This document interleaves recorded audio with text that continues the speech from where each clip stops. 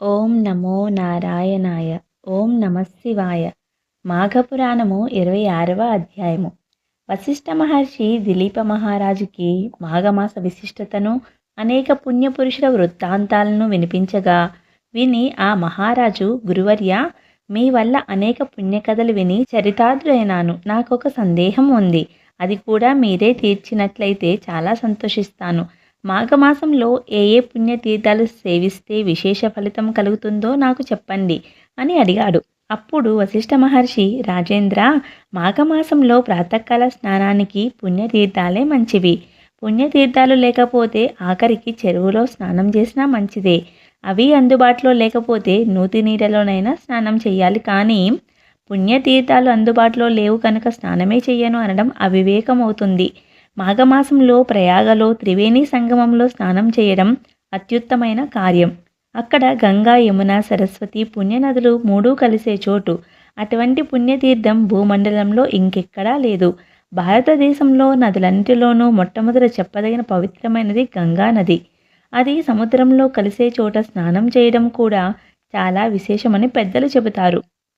సేతుం దృష్ట్యా సముద్రస్య గంగా సాగర సంగమం బ్రహ్మహత్యా ప్రముచ్యేత కిం పునః స్వల్ప కల్మషాః అని శాస్త్రము. అనగా సముద్రము మీద దక్షిణ దిక్కున రాముడు కట్టిన సేతువును చూసినా, గంగాసాగర సంగమం జరిగే చోట స్నానం చేసినా బ్రహ్మహత్యా దోషమే పరిహారమవుతుంది. ఇంకా చిన్న చిన్న పాపాల మాట చెప్పేదేముంది అని అర్థం. అటువంటి సేతువు దగ్గర గంగాసాగర సంగమం జరిగే ప్రదేశంలోనూ మాఘస్నానం చేస్తే కూడా విశేషమైన ఫలం కలుగుతుంది. అంతేకాక మాఘమాసంలో ఇలా స్నానాలు చేస్తూ ప్రసిద్ధమైన శైవ క్షేత్రాలను, వైష్ణవ క్షేత్రాలను దర్శిస్తే కూడా అనంతమైన పుణ్యం వస్తుంది. కాశీలో మణికర్ణికా ఘట్టంలో స్నానం చేస్తే పునర్జన్మలెత్తే బాధ తప్పుతుందని స్కాందపురాణం చెబుతుంది. మంగళం మరణం యత్ర సఫలం యత్ర జీవితం స్వర్గసృణాయతే యత్ర సైషా శ్రీ మణికర్ణిక అని ప్రశంసింపబడింది. ఇంకా నాసికా త్రయంబకం అని ఒక ప్రసిద్ధమైన క్షేత్రం పడమటి కనుమలలో ఉంది. అదే గోదావరి నది పుట్టిన చోటు. గౌతమ మహర్షి తన మీద పడిన గోహత్యా దోషాన్ని నివారించుకోవడానికి మహా తపస్సు చేసి శివుని అనుగ్రహం వల్ల ఆయన జటాజుటంలోని గంగను తెచ్చి గోవు మరణించిన ప్రదేశం మీదుగా ప్రవహింపచేశాడు. అందుచేత అక్కడ నాసికలో గోదావరి స్నానం పరమ పవిత్రమైనది. అంతేకాదు, గౌతముని ఆశ్రమం ఉండే గోష్పాద క్షేత్రం అనగా ఇప్పుడు పశ్చిమ గోదావరి జిల్లాలో ఉన్న కొవ్వూరు పట్టణం. ఆ గోష్పాద క్షేత్రంలో స్నానం చేస్తే కూడా అంతే పుణ్యం లభిస్తుంది. ఈ గోదావరి నదిని గురించి పురాణాలు చెప్పిన ఒక సూక్తి ఒకటి ఉన్నది. నర్మదా నదీ తీరంలో తపస్సు చేయటం మంచిది, గంగా నదీ తీరంలో మరణించడం మంచిది, కురుక్షేత్రంలో దాన ధర్మాలు చేయడం మంచిది.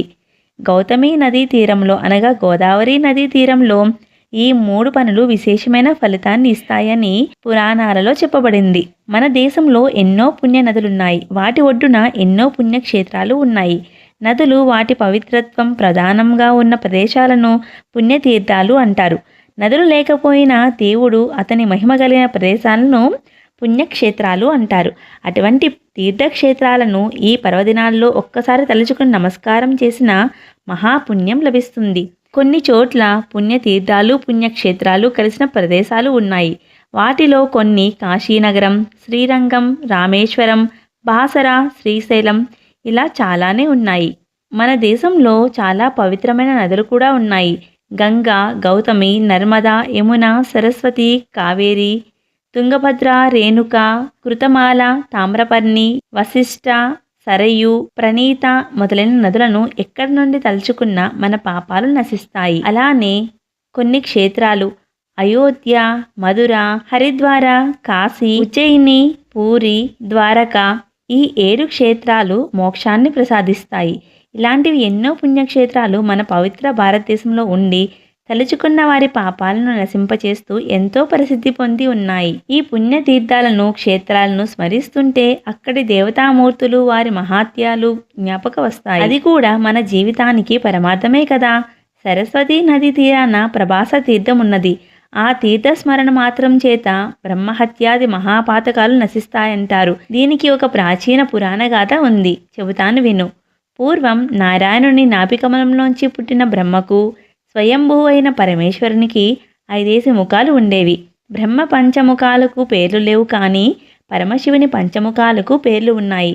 శివుని తూర్పు ముఖానికి తత్పురుష ముఖమని, దక్షిణ ముఖానికి అఘోర ముఖమని, పశ్చిమంగా ఉన్న ముఖానికి సత్యోజాతమని, ఉత్తరంగా ఉన్న ముఖానికి వామదేవ ముఖమని, ఊర్ధ్వంగా ఉన్న ముఖానికి ఈశాన ముఖమని పేర్లు ఉన్నాయి. ఈ బ్రహ్మశంకరులకు ఒకనాడు నేను గొప్పవాడిని అంటే నేను గొప్పవాడిని అని తగువులాట వచ్చింది. నాకు 5 శిరస్సులున్నాయి చూసావా అన్నారు బ్రహ్మ. నాకు 5 శిరస్సులే ఉన్నాయి, కానీ నాకు 5 ముఖాలలో 15 కన్నులు ఉన్నాయి చూసావా, అందుకే నేనే గొప్పవాణ్ణి అన్నారట శివుడు. వారిద్దరి తగువు క్రమంగా పెరిగి పెద్దదై యుద్ధానికి దారితీసింది. వారిద్దరికీ పెద్ద యుద్ధం జరిగింది. ఆ మహాయుద్ధంలో శివుడు రౌద్రాకారంతో విజృంభించి ఊర్ధ్వంగా ఉన్న బ్రహ్మగారి 5వ శిరస్సును ఖండించేశారట. శివుడికి బ్రహ్మహత్యా దోషం సంక్రమించింది. నరికిన బ్రహ్మదేవుని తల శివుని చేతికి అంటుకుపోయింది. బ్రహ్మదేవుడు, నా శిరస్సును తెగ నరికావు కనుక నువ్వు ఈనాటి నుండి భిక్షమెత్తుకుంటూ నా తల పుర్రనే భిక్షాపాత్రగా ఉపయోగించుకుంటూ తిరగమని శపించారట. అప్పటి నుండి శివుడు ఆది భిక్షువైనాడట. ఈశ్వరుడు చాలా అందమైన రూపం కలవాడు. అతడు బదరికావనంలో మునుల ఆశ్రమాల దగ్గరికి వచ్చి భవతీ భిక్షాందేహి అని అడిగితే ఆ ముని భార్యలు భిక్షం వేయడానికి వచ్చి శివుని సుందరాకారాన్ని చూసి మోహప్రాంతులై శివుని వెంట పోతుండేవారట. అందులోని ఈశ్వరుడు దిగంబరుడు కదా. మునులంతా మీరు వస్త్రాలు ధరించి భిక్షాటనకు రమ్మని కోరారట. కానీ శివుడు వినిపించుకోక దిగంబరుడుగానే వస్తుండేవారట. మునిపత్నులు అతన్ని చూసి వెంటబడుతూనే ఉండేవారట. ఇది చూసి సహించలేక మునులందరూ పరమేశ్వరుడు అన్న విషయాన్ని మర్చిపోయి నీ లింగం భూమి మీద రాలిపోవుగాక అని శపించారట. శివలింగం నేల మీద పడి 1000 సూర్యుల కాంతితో ప్రకాశించిందట. దానిని చూసి శివుడు విచారపడి ఆ మునుల్ని చూసి, మీకందరికీ జ్ఞాన ప్రదాతను నేనే. మీ తపస్సులని నా అనుగ్రహం లేనిదే ఫలించవు. ఈనాటి నుండి త్రిలోకవాసులు ఈ లింగాన్నే పూజించాలి. అప్పుడే నా అనుగ్రహం మీకు కలుగుతుంది అని శాసించాడట. మునులు భగవంతుణ్ణి శపించినందుకు పశ్చాత్తాపపడి ఆ శివలింగాన్ని గంగాజలంతో అభిషేకించి శివుని అనుగ్రహం పొందారు. శివుడు బ్రహ్మకపాల క్షేత్రానికి వెళ్ళగానే చేతి నుండి బ్రహ్మ శిరస్సు ఊడి అక్కడ పడి అదొక పుణ్యస్థలమైందట. శివుడు బ్రహ్మకపాల క్షేత్రానికి వెళ్ళగానే చేతి నుండి బ్రహ్మ శిరస్సు ఊడి అక్కడ పడి అదొక పుణ్యస్థలమైంది. అక్కడి నుండి శివుడు ప్రభాస తీర్థానికి వెళ్ళి అక్కడ ఆ తీర్థంలో స్నానం చేసి బ్రహ్మహత్యా పాతకాన్ని పోగొట్టుకున్నారు అని వశిష్ఠ మహర్షి దిలీప మహారాజుకి చెప్పారు. మాఘపురాణము 26వ అధ్యాయము సంపూర్ణం. సర్వేజన సుఖినో భవంతు.